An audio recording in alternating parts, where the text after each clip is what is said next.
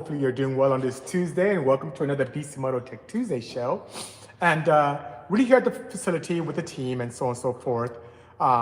Just as a hint, you can see I'm having a wick here on my gavel that Jonathan provided me with a little, bass.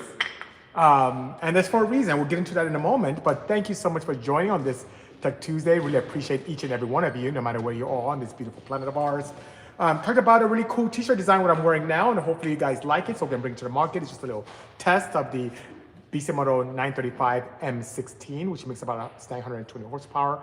A lot of fun, petrol-based engine, and it's been a really good time. So we're here at the facility. Behind me here is the new Bisimoto creation, courtesy of our friends at Jeep under Stellantis, and it's a new 600 horsepower Wagoneer S. We're gonna be doing a build series around that. So for those of you on YouTube, yes, keep it going. For those of you who have not followed Bisimoto on YouTube, when we're done, please go ahead. I'll give a reminder to go ahead and subscribe to Bisimoto. We have a lot of cool things on our YouTube channel, including that build from scratch to something very exciting. And the real cool thing is that our good friend Nicholas from NAB Design helped with design of that, so it's pretty good. Choose Customs 14R says, I work right across the street from you. I see your shop every day. Thank you so much, neighbor. Good seeing you. Thank you also for joining and being part of our Bisimoto Tech2sDay. And I'm going to get into my Do Not Judge Me session. I'm going to start off with wear my wig here and grab my gavel. And why am I wearing this wig and why am I knocking on the gavel that Jonathan gave me? Hello, Nicholas. Yes, and the Odyssey is back there as well. Both of them actually here in the facility. Guys, I don't know what's going on with our scene, and I've seen it as far back as when I used to race cars, Hondas only back in the day, as far back as the early 90s, into the early 2000s, into late 2000s. And one thing I experienced as a front-wheel drive Honda enthusiast was a lot of hate from the V8 market. Nowadays, we get a ton of respect. As you look at the World Cup finals that happens back east, it's a blast and it's so amazing. But something is going on now as we talk about electrification. So that's an electric vehicle there. It's an electric one that the team is working on right there. That's my first electric 935 in the back. That's the Odyssey, that's petrol. We have all this crazy cool cars that are all unique and different. But I posted a really cool 930 Porsche, a silver one, that's owned by Ralph Gilles. He's a global head of design for Stellantis. Very accomplished young man. He did everything from the Chrysler 300, which did amazing things, after doing some designs around hubcaps, from what I gather, from minivans. And then even one of his other great claims to fame is the 5th Gen Viper design, which he did a smashing job with. And I love him greatly. He's a great enthusiast, has lots of cars. And this is someone who has a phenomenal collection of cars, petrol, hybrid, electric. And one of his favorite cars is the one you guys just saw I posted last week, which was his silver 1979 930. And that thing is a blast. Now, a lot of you loved it. A few people were just vicious with their attack of how we destroyed the car. It's blasphemy, it's rubbish. How dare I do that? I need to be hung. Not in a good way. And it's just really sad. And I really want to share, guys, that let's say we take away the somewhat forced political component of electric conversions. And we think about enjoyment of a car. Okay, thank you so much, Armando. Let's think about the enjoyment of the vehicle itself. So you have a Porsche 930, which makes a little less than 300 horsepower, weighs about 3,200 pounds. It's a petrol, almost semi-mechanical injection setup, not very fast, makes a lot of noise, a little bit laggy. And let's say that you wanted to really have the opportunity to make a 500 to 600 horsepower twin turbo setup and do it right. Not cutting corners, doing, mega squirt and eBay turbos, doing it the right way, right? Yeah, Tyler Russo says, I need to be hung, not in a good way. Yes. And AB says, I've seen many lightweight cars with motorcycle engines like the CBR. Have you ever created anything like that? Such a project make sense? I will talk about that in a moment. NAB, that's a very good question, Nicholas. So back to this petrol setup. So you have this mechanical injection setup on a 930 Porsche Classic. And just as I was being judged, people attacking me is what being judged. People attacking me around electrifying Ralph's 930 Classic. You would have to take out that mechanical injection to do it properly, go with something with a 60-2 crank pickup, a single pulse cam. You want to update the scavenge pump, update the turbos with something with modern day aerodynamics in the turbo itself, something from Garrett or from TurboSmart. Upgrade your controls, upgrade the ECU, upgrade the harness, do fabrication. Of course, if you want to retain heat, you have to do something very clever on the heat exchangers to make sure that you still have that heating head, have the opportunity to do all the fabrication, update the intercooler to support that kind of stuff. You may have to reseal the crankcase because many of these older Porsches, when you put better lubricants in them, they sieve and leak out like crazy. By the time you do all these modifications, you're looking, I mean, serious guys, at a $150,000 bill to retain your petrol injected, ECU controlled Porsche 911 that many times will not pass smog. And then you have a very nice, loud, not 50 state legal Porsche 911. Cool, right? Or you can do something like electrification, which is also very different, has its own sound, about half the price of that. And above and beyond that, doesn't leak, starts each time, you don't smell like gasoline. And for the way we design our EV conversions here with the team, you are 200 plus pounds lighter.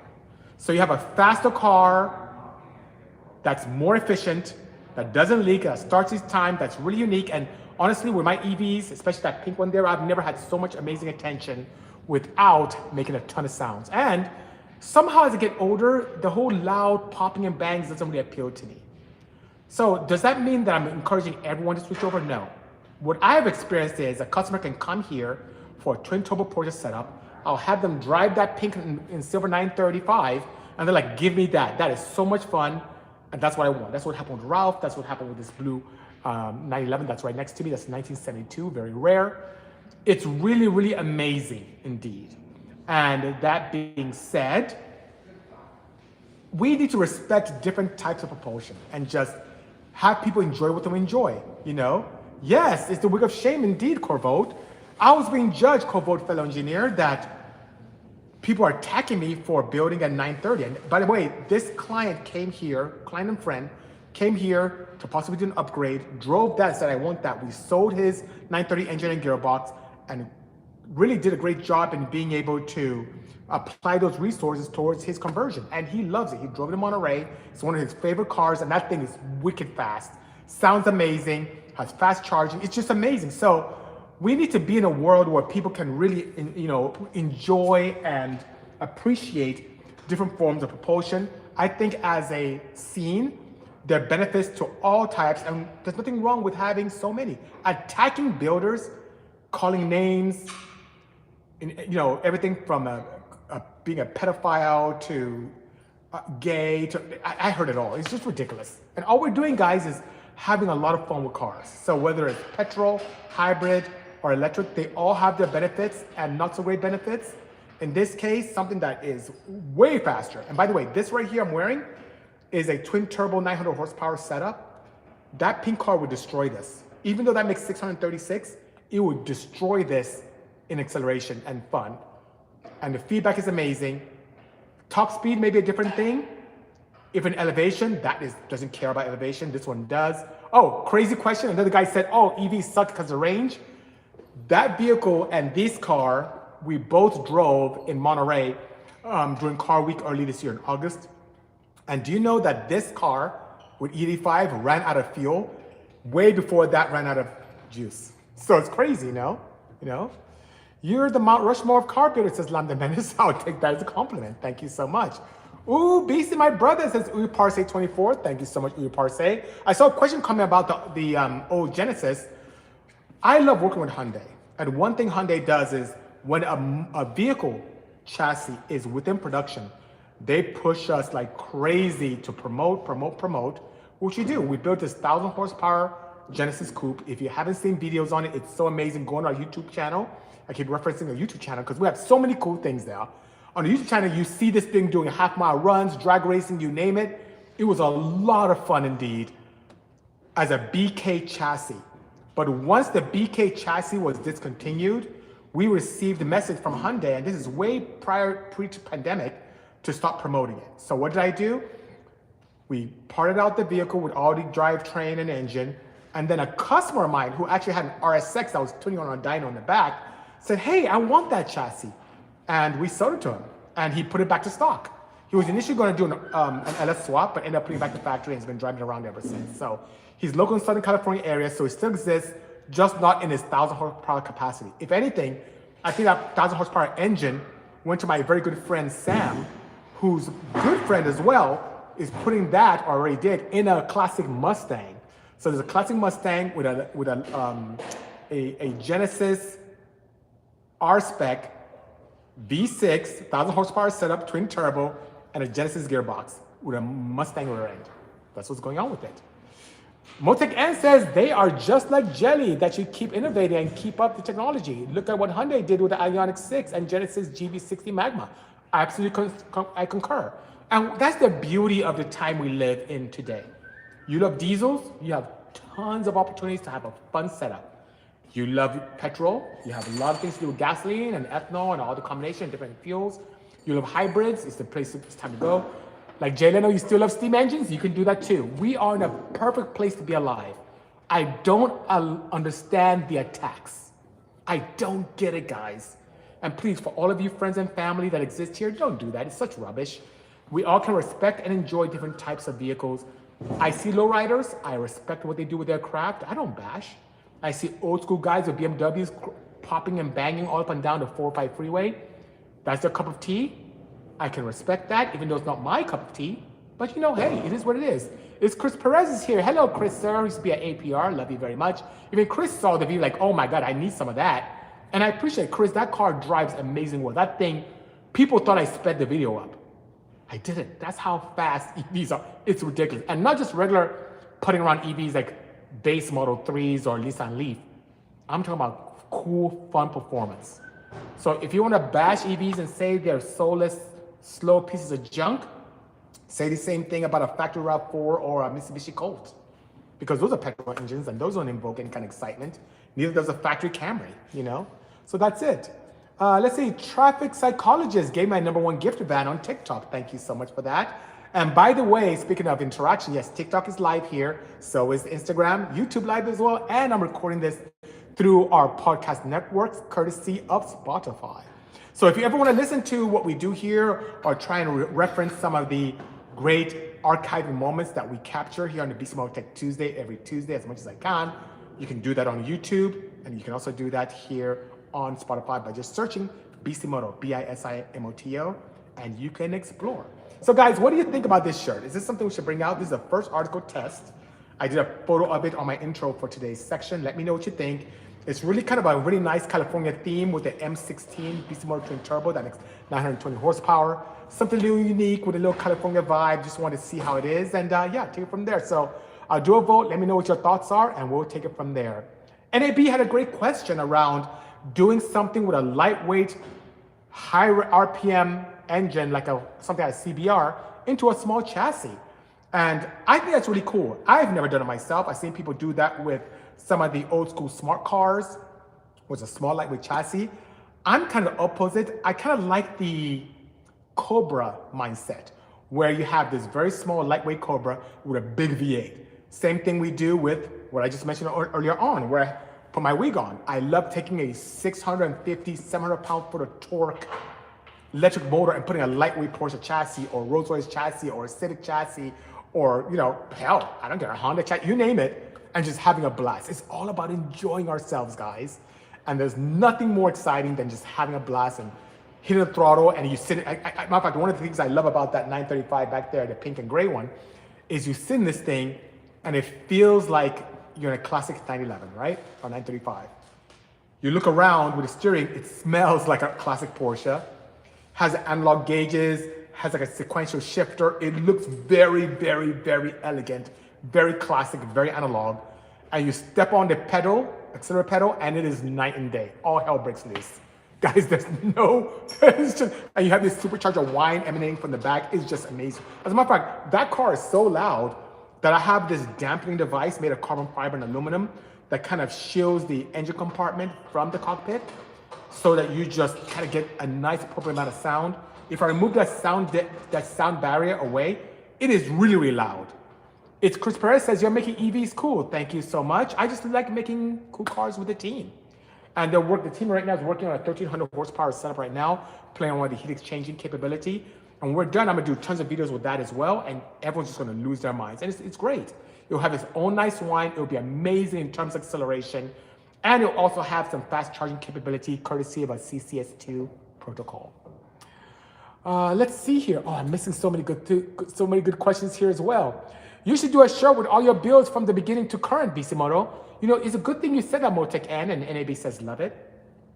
Because we're going to do something similar at the LA Auto Show. We're going to have this whole generation of Bisimoto cars from beginning to end. A t-shirt, wow, that's going to be a lot of cars because I've built a lot of crazy stuff. Maybe we can do a little bit of a survey on which top cars you guys like to see on a t-shirt. But yeah, I'm getting some great feedback from all of you around this. Thank you so much, appreciate that. Rezvani Motors gave me a number 3 gifter badge on TikTok. Rezvani is an amazing person, courtesy of Ferris Rezvani. Great guy, great innovator, amazing entrepreneur. He has everything from a Rezvani tank to his really cool Porsche that he just did recently as well, with some wheels from our good friends at Bricks and Forged. Thank you so much for the kind gesture and support, Rezvani. Really appreciate you guys and love what you do as an organization. And one day, I'm gonna grow up and be just like you chaps. So thank you so much. The shirt is fire, says Diamond King 543. Thank you so much. Appreciate the kind words. Ricky Unfiltered says BC the Legend. Ricky, I got some cars for you. Let's get together. I'm here during the weekend sometimes. Let's connect. Have you ever worked on a Ferrari as NAB Visual Design? Do you think they're an interesting platform? I have not. So I do like Ferrari as a brand. I do like some of their engineering from a technology perspective on power plants and gearboxes. Some of their earlier stuff in terms of what exists on the chassis is not something that I find extremely appealing, but on the very same token, I really do love some of their engineering prowess and their racing heritage as well. Now, the protocol on individuals that actually support the brand, like enthusiasts who are Ferrari guys, and also the overseeing market themselves or company themselves, really frown upon modifications. So what does that mean? As BC, I've always loved getting cars and kind of making them our own. And what do I mean by that? Kind of making them our own. Anything from a Moto 3 right here that's kind of slammed and just good to go to some of the Porsches right here, to even this Jeep back here right behind me, the Wagoneer S. I love modifications, I love customizing, I love creating. So that being said, having a vehicle that you could, let's say, take a Ferrari 360, Modena even, and just modifying it, making it cool and kind of optimizing with a body kit and engine upgrades and so on and so forth. Ferrari not only frowns upon, I've heard where they've had cease and desist from their legal team to enthusiasts to not modify their cars. In video games, they're not very keen to having their vehicles lose at all. Just a very difficult brand, and most people who buy Ferraris leave them stock. It's almost blasphemy to put wheels on that. So because of the ethos of the brand and the type of enthusiasts who tend to gravitate towards them, it's not really a marquee that speaks very highly to me, because people just don't want to modify them, and the OEM manufacturer frowns upon such modifications. Let's see, Renaissance Sherrod gave me a number 3 gifter badge on TikTok, so thank you so much. I appreciate that, Renaissance. Thanks for the kind gesture. Thank you, thank you, thank you. I love getting gifts, guys. Hint, hint, hint. So yeah, that's my thoughts on that, you know. They are interesting platforms, but just because the marketplace and also the manufacturer, I don't think it's a brand that I'll do much with. And I have a few of my, family members and friends who share in the same sentiment. Do you know Ferrari, and Porsche is starting to nudge that way little by little, and I hope it never comes to fruition, but do you know Ferrari can actually prevent you from buying a high-end car like an Enzo or something really high-end? They can prevent you from buying that if you were not a previous Ferrari customer. So I could be a multi-millionaire, multi-billionaire today and just want to buy a top-of-the-line, limited production Ferrari, and because I haven't owned Ferraris in the past and been a loyal evangelist for the brand for years, they will not let me buy it. Or if I buy one, I'll be restricted from even selling it. So that being said, not my cup of tea. I love Hondas, I love Hyundais, I love Porsches. I'm starting to get into some of the European brands, Rolls-Royce and Bentley. I love Jeep. I love a lot of different brands, love them. Ferrari is not one of the ones I find appealing. And BMW is starting to raise my eyebrows. I like a lot of stuff that Genesis is doing. I was talking about the Magma a moment ago. It's good stuff indeed, Oh, the Fiero is 14 inches, says Charette. I love Fieros, by the way. And thanks for the #1 gifter badge. Appreciate that indeed. Do you know that for Apple Studios, we also built a 500 horsepower Fiero, which was terrifying. That thing was a death trap. Not because of the structure of the car, but because of what we did to it. It was a non-GT version with the smaller brakes, 500 horsepower, over 600 pound-foot of torque, and that thing was just terrifying to drive. So I don't know what the studio did with it. I think they ended up auctioning off, or maybe it's still part of Apple's whole collection of automobiles that are kind of film-based. But yeah, that thing was pretty cool. It was a red one, very nice. We used a large drive unit that had an integrated motor, transaxle, and inverter. We kind of flipped it upside down and then kind of replumbed internally some of the pickups for oil and cooling. And it's just been fantastic. It was a fantastic, just a blast to drive indeed, you know? Thank you for the builds. I'm missing it here. You are an inspiration to the Honda community, our Honda family. Says, how do you say your name? Riders D Maverick. Thank you so much for the kind words. And which also gave me a #3 gifter badge. Love the minivan, says Miklo. Thank you so much. We have both of them here. We have the OG Odyssey, 1029 horsepower, that's just amazing with all the accoutrements and creature comforts that you'll come to love. And you can't see it, but it's right in front of this Jeep. Literally right in front of this Jeep is a new Type R1, which was a blast indeed, So yeah, the team and I have a lot of fun. We are really fortunate, guys, to serve. I mean that. The team and I here, I get a lot of props and so on and so forth. It's not really me. It's those guys you see walking back there, my teammates that make things happen. They're the ones that really pull the long hours, do all the crazy work and so on and so forth. I would love to say I do this by myself. Absolutely impossible. Without my team, I'm nothing. And without you guys, we are nothing. So I really appreciate all your support. The best is yet to come. If you guys have loved what we've built to date, wait till you see what we have coming in out next year. Just bananas. We've been working nonstop to build some really cool things for our clients and for the populace and for manufacturers. And it's going to be a blast indeed. So yeah, we should have a really good time. One thing I could share is that this coming year, we are going to explore playing with different type of propulsion style fuels. We're going to really push the envelope in some newer technologies. On the EV front, we're playing with a lot of battery tech and also fast charging capabilities and so on and so forth. We're doing some great things in terms of torque management to make sure that enjoyable experience is quite ubiquitous and amazing. We are playing around with different creature comfort opportunities. For many years, a lot of my builds had no AC, no power steering. We're exploring all those opportunities within Bisimoto to make sure these cars are not only very much fun and exciting and learning to drive, but very comfortable so you can go around and drive around in classic peace and enjoyment and luxury. So it's going to be really interesting. As much as we continue to push the envelope in terms of technology, you will see a lot of cars coming at Bisimoto that really pushes the space in terms of luxury and comfort. So that's something we really haven't paid attention to a lot in the past. We're getting a lot of demands for it, and you can see a lot of that coming from Bisimoto moving forward. Thanks so much for the hearts. Miklo, thank you so much for following as well. Appreciate you indeed. Fastest car was Peak, says Juan Fernandez. Thank you so much. I'm glad you enjoyed that. It's referring to the Fastest Car Enterprise that was on Netflix. That actually was a, how do you say, reality television show. Very scripted. So even though it really encompassed and showed some of the great capability of the Odyssey, I don't think the team there wanted a Honda to win the whole thing. So anyway, I digress.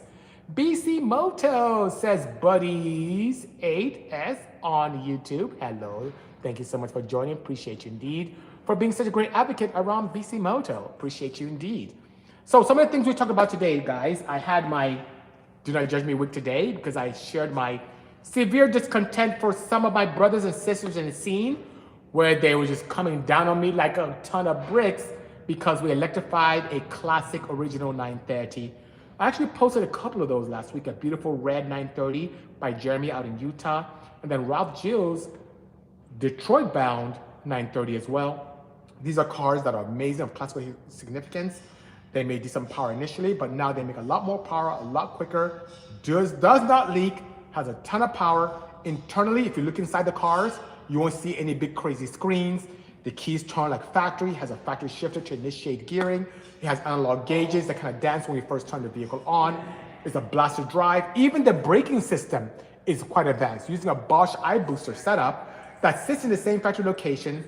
It's amazing in terms of stopping capability. Even it's set up for future updates, not only for fast and very efficient smart cruise control, but could also be set up for autonomy in the future. So I love the vehicles we build here at Bisimoto, even in classic nature, are always primed primarily for future updates in terms of tech. So that being said, it's absolutely a blast indeed. Thank you so much. Oh, number 2 gifted badge, courtesy of Juan Fernandez. Thank you so much. Wow, so much love on TikTok. I appreciate you guys indeed. Thank you, thank you, thank you. What do you prefer, turbo or EV, says Miklo? It depends on my mood of the day. So once in a while, I get a kick of driving the Odyssey. Driving this is a car that I acquired in 2008. It is a lot of fun, very loud, shoots flames. I love shooting flames on exhaust. It's so cool. I love letting off and hearing that burble and then the backfiring, and I love the anti-lag. I love that. The one thing that the electric performance cars have are immediate torque. Guys, I don't know how to share this with you. When I drive a performance EV built in-house here, the acceleration, the crisp response is unlike anything I've ever experienced, guys. So it's really nice to be able to not have to touch a pump. It's really nice to be able to charge at home. Imagine if you had a gas station at home, you never have to touch a pump again. It's very nice for me to come out of the car, my ears aren't ringing, or I smell like petrol. Or in this car, one thing that's really interesting, because this has a water-cooled 996 twin-turbo power plant with a 997 gearbox. Some of the heat of the radiator comes into the cabin and makes it really hot and uncomfortable to drive on a really hot day. So some of those things, and then when I go up the mountains, this time I'm doing Angeles Crest, the highest I go in elevation, the less power it makes. So above and beyond the nostalgia of shooting flames and having this nice, cool turbo sound and whine, which is really cool, in terms of just performance and enjoyment, I do kind of like the EVs. I like both. It just depends on my mood. But believe it or not, and many of you in the lower LA Basin area can attest, I tend to drive the EVs more than I drive the petrol cars, at least within my arsenal. So hope that answers your question properly. You get it. Yes, I do. Thank you so much, Miklo. Appreciate that indeed. I need a cradle for a Fiero stretch 14 to accommodate an LS mated to a Boxer transaxle. Now that's very possible to do. When it's charrette, for me to do that properly in the event you need our help, I will need the car and the power plant here. And then the team and I can really digitize and design something very nicely in terms of mounts. Mounts are something that we can do quite nicely. The team and I did everything from, doing this, 996 twin turbo power plant, to infusing electric power plant into a classic Colani, to putting mounts set up for there's a Caterham that's on lift right now that we should have running in the next couple of days or so. Do some modifications to the drivetrain in terms of a Hyper 9 set up in that as well. The Odyssey that we just launched at SEMA this past year, courtesy of my friends from Jordan Distributors. That one was also a V6 setup with a combination of Hassport mounts and our own ingenuity in-house here. We're able to put in the inline 4 top our engine in that. It's just really being able to make it look factory and look just absolutely beautiful, like stock. We can do that. We can definitely help you. So I don't know where you're located, my friend, but it's something I cannot do remotely. We'll need the chassis and the power plants to make that happen. Twins 2 Civic Garage 2CG75, long screen name, says hi. Thank you so much for the kind gesture. Appreciate you indeed. I don't know if my Instagram froze here, but anyway, hopefully it gets fixed very soon. What motor, I missed it here. What motor is in the Odyssey? I forgot, says CTM Odyssey. So that one has a J35Y. So that's from the original 2013, I think 4th gen setup. I think it was Honda's first foray into that Earth Dreams combination of direct injection, drive-by-wire, and also a 60-2 crank pickup, very reminiscent of what you see in German vehicles. So the old BMWs and Porsches use a lot of 60-2 versus the 12, 8, or 10, actually 6, 8, or 12 pin that mostly Honda uses. In the past, I really like the 60-2 wheel because the Resolution for the crank pickup is quite nice, so it allows for a better driving experience, better opportunities for economy, and also performance because it's just better resolution. So that's what that has. The new Odyssey that we built this year, that's the white one with the Type R moniker, that Odyssey Type R has a K20C Type R engine, which is like something you've seen in the FK8 or even the new FL5. So that being said, that's what we have in both. They both have 6-speed gearboxes. Of course, the Type R graced the white one, and this one has an Acura TL Type S gearbox with a very nice, how should I say, limited slip differential that is helical in nature, not the clutch style, but helical to be able to hold the power. The factory gearbox lasted about a year until it disintegrated. Then my friends from HRA were able to provide me a straight cut set. So that vehicle has a straight cut gear set, first, second, third, fourth, and then fifth and sixth is factory, where it's not much of a challenge. So yeah, it's been pretty good. Twins to Civic Ride says, I know you spent quite some time tuning the D16 VTEC engines. Do you ever get into the big 16 and B18 engines? Yes, I have. As a matter of fact, one of the strategies we've done here at Bisimoto for many years is to really show our prowess by taking engines that are unloved and being able to create very unique go-fast parts for them to really show our capabilities. And the mindset for me earlier on in the career of Bisimoto that I opened up in 2006 was to really showcase that if we can do that with a lot of engines, imagine what we can do with engines that are quite ubiquitous. So I got a ton of B18 and B16 and B20 business because we're able to showcase that on the D series and the F series and the A series, we're able to extract power from engines that are unloved that had no aftermarket support. So if you look at our arsenal, even if you go on our website, you'll see everything from Prelude engines to B series engines, even when it comes to tuning prowess here. Our in-house dyno, even right now, we have a DA with a GSR engine in it. And yes, we do have the capability to be able to tune in-house and do some wonderful things. So that's what's going on here. We have done quite a bit and still do. So when it comes to valve train, even if you look at some of our header business before we got out of header game in the Honda world, we sold more B series headers than anything else. Even though we had the most powerful D series, which graced my own record-breaking D series setup. If you remember on my full street trim on the D series non-VTEC, D15 by the way, I was able to run 10.7. When I went to the full track build, it was 10.7, full street build was 12.6. Full street, pump gas on the street, full street trim. And when I went full drag race, where everything but my windshield was Lexan, I was able to get to 10.7. So we had that. On the F series, same thing. We ran 9.2s years ago. First all-motor car, front-wheel drive to ever hit 150 miles an hour was with our technology once again, with the D series technology infused into the F series, much bigger power plant, and we were able to break a ton of records with that as well. And then when it came to the B series, Leslie Durst, she was kind enough to have a CRX with a B series individual throttle bodies that ran 970s. She ran that using Bisimoto headers and technology as well, and was able to break records. Jeremy Lukovsky, who ended up retiring his Prelude-based tube chassis Civic, ended up winning the K series, finally eclipsed the 10.0 mark with a 9.9 ET in a quarter mile, and all he did differently to go from the 10s to 9s was a Bisimoto header as well. So when it comes to twin cam performance, yes, we've done wonderful things here at Bisimoto and continue to sell parts to those masses as well. Do you need pistons, rods, valve train, clutches? Let us know. We have you covered. Powerball $930 million, says Jason Johnson 911. By all means, play. If you win, let us build your car. I think you'll be very impressed with some of our technology. All right, let's see here. Wow, it says Miklo on TikTok. Thank you so much. Can't wait until I'm a customer. My car needs some love, says the Chapas. We'll be more than happy to exceed your expectations here at Bisimoto. Are you guys based in California? Asked Miklo. Yes, we are indeed. Here in Ontario, California, center of the universe. There's a very nice airport very nearby us. A lot of people do fly in when they take a look at their projects. I also fly from here when I have to go from business, and it's quite a convenient airport.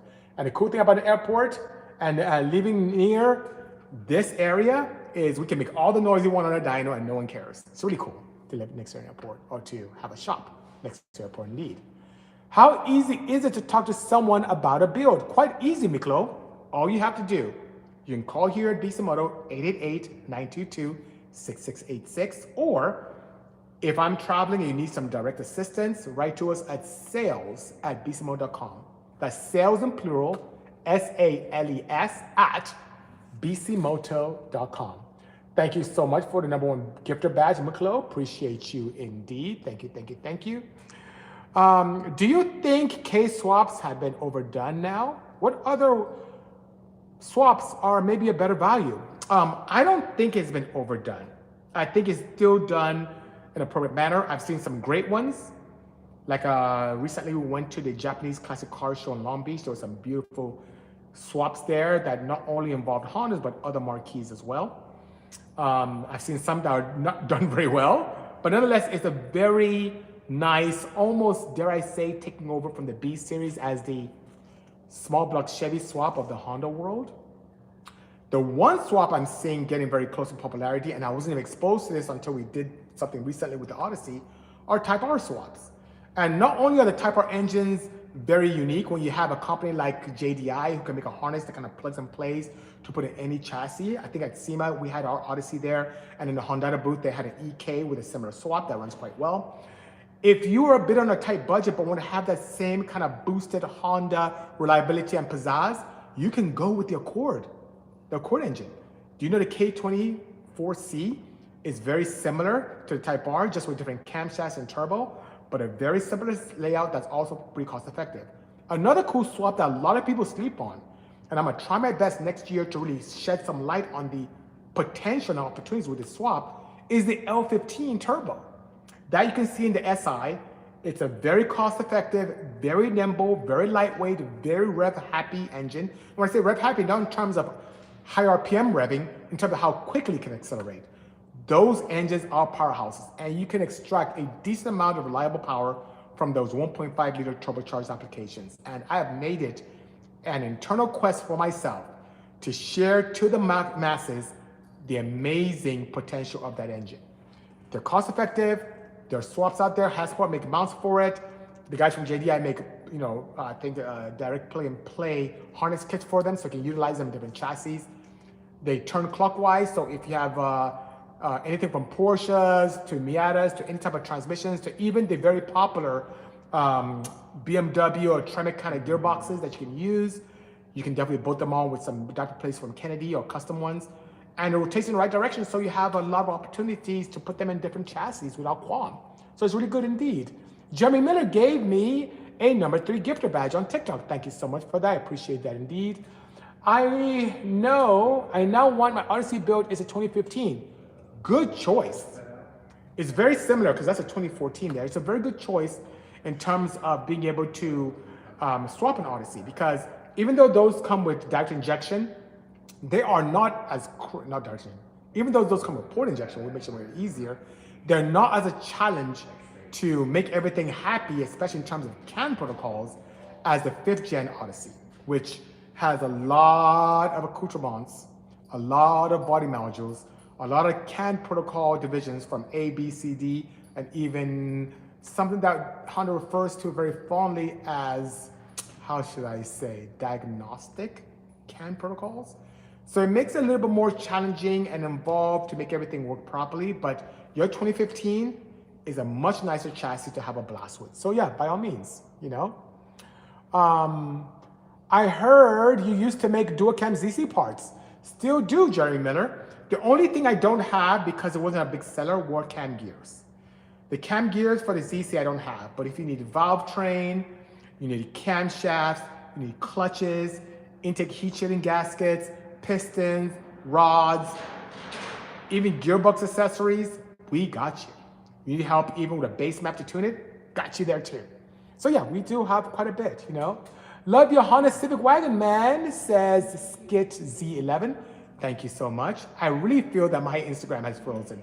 Anyway, but yes, I still have the wagon here. It's so weird. I took the family this past Saturday to a tree lighting ceremony in the city of San Dimas, where I reside.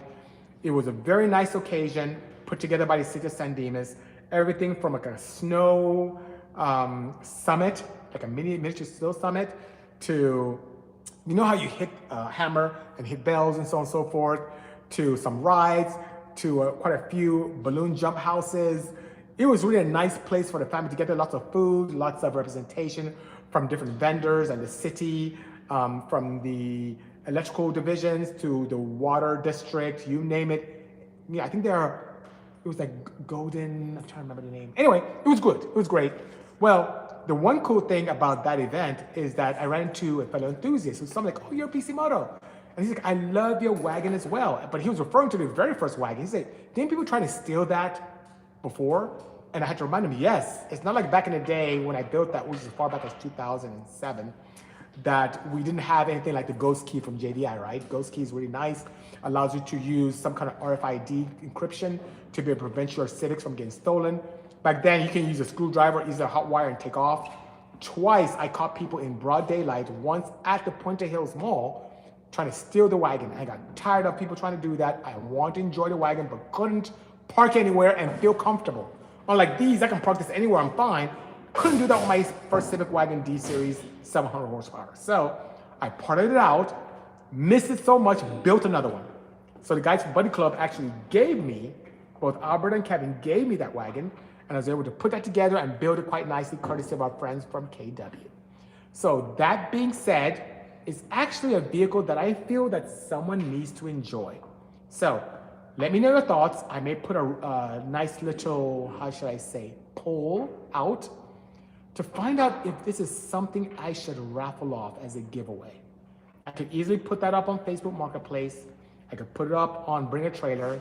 I can put it up on YouTube. I can put it up on Recycler. I can put it up on any of those marketplaces that are out there, OfferUp. But I think it'd be better if someone with a very little investment was able to just win it and enjoy it. So let me know your thoughts. I'll probably do a post on a poll for that. Let me know if I can make that happen, indeed, you know? What do you think about the B58? A ton of potential for that BMW setup. I see a lot of people doing some amazing things with a chassis. And yeah, I like it a lot. I haven't had an opportunity to work with BMW yet. They've been kind enough to interact with me not too long ago, and it's been a great journey exploring with them. And hopefully we get to do something. But if I do, I wouldn't mind building a B58 setup and also going way back to an E21 wide body, kind of 935 Group 5 kind of crazy look, like a Batmobile, and kind of show something classic and something new. That would be a really dream come true for me. So BMW USA, if you're listening, I'm down to work with you. Let me know. Twin 2 Civic says, I have a K24 engine ready to go in my EG Civic. Great choice, but just wondering if a K28-2 might be more fun with it revving higher. It may be. You can have the opportunity based upon your camshaft and also tuning capabilities to be able to have that thing buzz quite nicely. Now bear in mind that RPMing of engine is very nice, sounds fun, gives you acceleration, but it is hard on power plants. Make sure that you're using a good lubricant like Purell to be able to protect your investment, especially with the high zinc. I love using the 020 Purell for a lot of my builds, including the Odyssey right there. Has over 1700 ppm of zinc and protects my engines like no tomorrow. So yes, by all means, that could be a really fun project. If you need help with harnesses, let us know, and we can probably point you in the right direction. F32 Zach gave me a #1 gifter badge. Appreciate that indeed. Thank you, thank you, thank you. I haven't seen you around forever. Glad to see you're doing well, says Potato. I've been around Potato for weeks and weeks and weeks and years and years and years.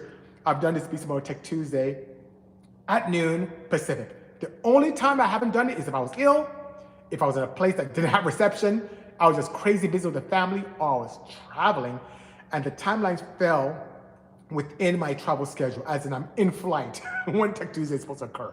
Apart from that, guys, I am here for you to answer questions, share what we have going on here at Bisimoto, and give some insights on everything going on in my life.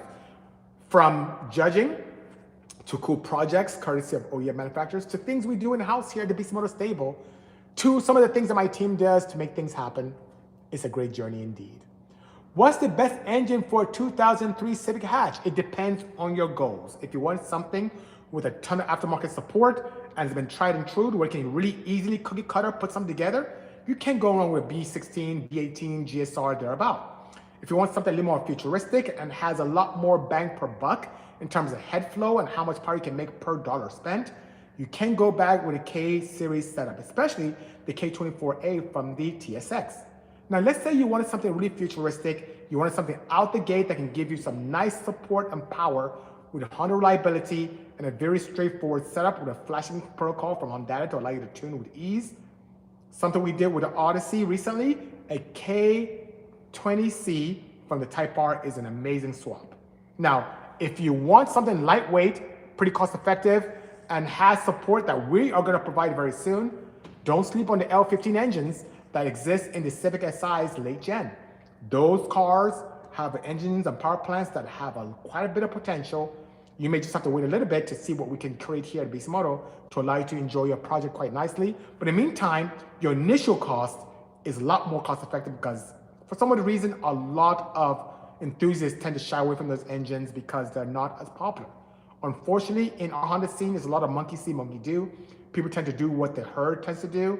You know us at Bisimoto, we tend to think outside the box. Even our K series, all-wheel drive sequential gearbox wagon has a K24 Z3 Z7 setup. And that's from the nice gen Civic, which also has a very similar year across the board with the Acura version, where it is a Z3. Those have the integrated single port on the exhaust, which even though the intake flows better than any K series ever built, the exhaust is quite restricted because of its nature and design to light up the catalysts quite nicely. Now what that does, it has a limitation of more like a poorly flowing B series exhaust instead of a nice K series. However, the beauty is, because of how that port is, it simulates like a very short turbo manifold, almost like a log manifold that's extremely efficient.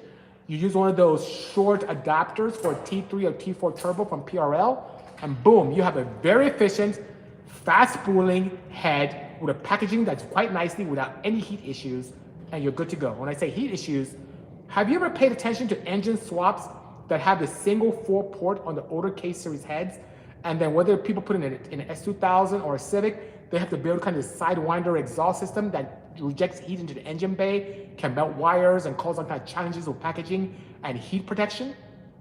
It is a thing of the past with the K24Z engines, whether it's Z3 or Z7, because everything is short, everything is packaged, and I just need to show some videos, and I'll just show some videos and pictures from us driving around the greater LA area, up in the mountains, even Jay Leno driving it. You can see that car is a lot of fun, spools quickly, spooled a 72mm turbo like that, because it's a super short, efficient pathway to the turbine. So you want to keep a legacy K without breaking the bank and spending $1,500 to $2,000 in the base engine?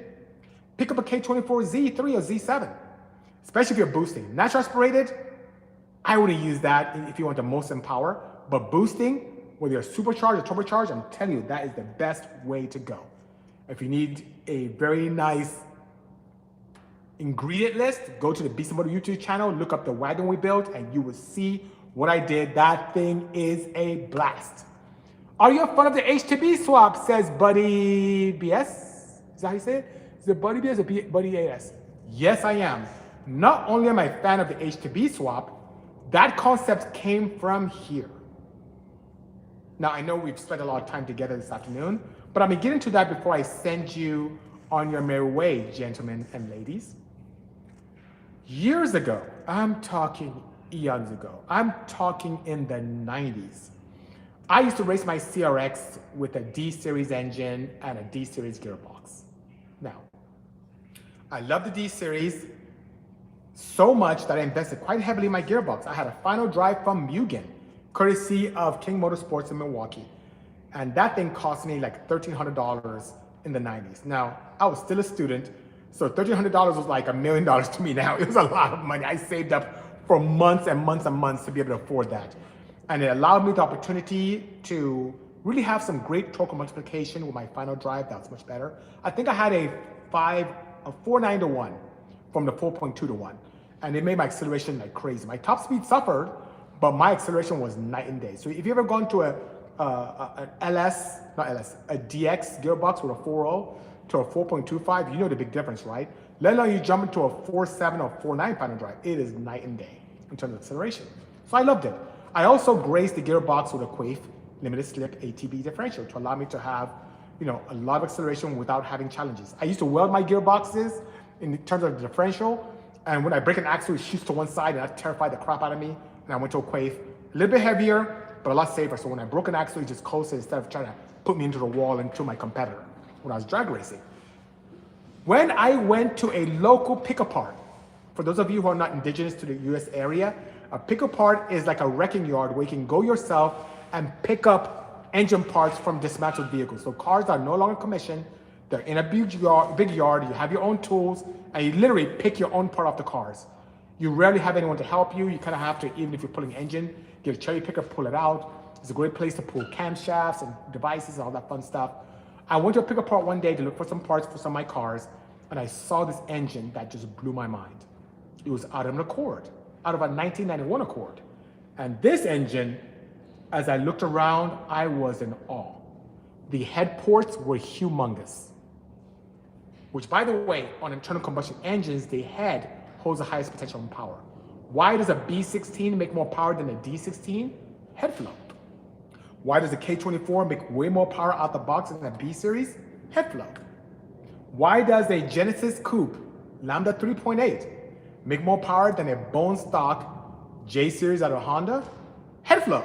So head flow, all things being equal, is the key, is the basis for making amazing power.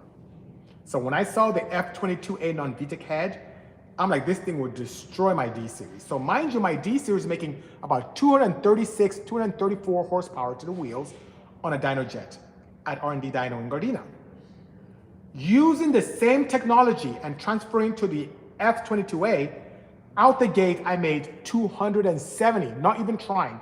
Same thing, less compression, and I started making more power as I went bigger on camshafts, bigger on my induction, bigger on in terms of my compression. It just got better and better from there. Now, why am I telling you this very long story? When I measured the engine of the F22A, it was much larger than a D series. But I didn't like using a Prelude or Accord gearbox because not only did that gearbox not have much aftermarket support, it would require me to cut up my CRX. So I thought, what if I found a clever way to adopt the engine of the F22A to the gearbox of my D series that invested all my Mugen parts in and my quick differential. And I did a measurement and it will fit with a very shorty mount on the driver's side and a thickness of about maybe ½ an inch of an adapter plate. I can make it work. So what is the caveat? As an engineering student at the time, what could I do to design this? So it's quite simple. I scanned the motor mounting on the F22A, scanned the bell housing of the D series, combined them so they're perfectly centered, kind of angled in such a way so bolt holes don't overlap, added the thickness of that, and had my good friend Barry, who worked at Arius, now at Trom, cut it out for me. Then I went to my friends at Action Clutch and asked them, hey, I need you to really help me with a flywheel because I need something that is a D series flywheel, because obviously it's going in D series bell housing, with a center bolt pattern and fixture of an Accord or Prelude, because of course the Accord had a larger crankshaft. But then it needs to be spaced out the thickness of my adapter plate, which was ½ an inch. So imagine a D series flywheel with a center bolt pattern acceptance of an Accord Prelude, shifted out ½ an inch to compensate. So the starter could engage and the clutch could act properly. And that very first prototype, I still have it upstairs. I still have the very first adapter plate I made it out of aluminum, and it was done. And the first time I put together, guys, that started the H2D kit. Now, what's interesting is the demand, because the B series are more popular, people are asking me to design something that used a B series gearbox because of its aftermarket support. So what I did was a D for mine, and I designed one for a B. Guys and girls, you know what ended up happening in normal Honda fashion? I got knocked off. So I don't know what it is about the Honda market and people not creating their own product, but loving knocking other people off. It happened to me with headers, happened to me with all kind of products, happened to me with H2B and H2D kits. People just knocked me off and did a poor knockoff. They did cheap knockoffs. So some of the knockoffs, they didn't quite understand what I did with the flywheel. So they put spacers and all kind of weird. It was just bad. Because of that, I kind of pulled back from the scene. and started doing other things, focusing more on newer Hondas and on Porsches and getting the Rolls Royces and Mustang, Fords and Hyundais and all that fun stuff. So that being said, I kind of pulled back away from the old school headers and pulled back from the H2B kits. But yeah, I hope that answers your question, buddy. That came from us, yours truly. And the fact that a lot of companies, I think one was Quarter Sports, I don't think they're still around, started knocking me off and doing poor knockoffs, I just got out of it. Doing an H-Turbo EK build, full H, not H2B. Wondering about the intercooler pipe sizing on the hot side and cold side. Some say 2.5 hot and 3-inch cold side to spool quicker. Is this true? That is correct. Air is a fluid, even though it's compressible. As a fluid, it doesn't like very large cross-section areas, which can slow it down. So a very good rule of thumb is, especially if your turbocharger outlet on the hot side is a 2-inch or 2.5-inch, maintain that cross-section area into your intercooler. Then allow your heat exchanger to allow the auto expansion to occur so you don't have a huge pressure drop.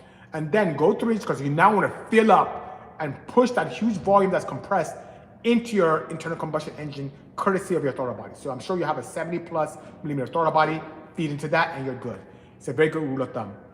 Going to a 3-inch hot side, what it would do, it may allow you a little slightly laggy fill, and also it may slow down your charge speeds slightly. The name of the game is acceleration and fun and efficiency. Keep it small cross-section area and you will be good to go. All right, guys, we have done an hour almost on this session. It's like 56, 57 minutes. I appreciate all of you guys to be able to partake in this interaction with all of us. Thank you so much for putting up with me around my judging and whatnot. Thanks for allowing the team to keep working as we chatted.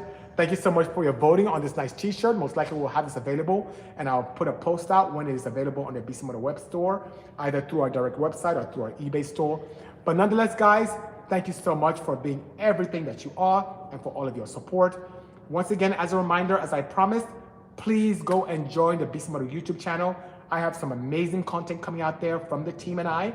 And yeah, appreciate each and every one of you. Look forward to seeing you same time next week. In the meantime, take care, stay safe, and have a blast. Cheers.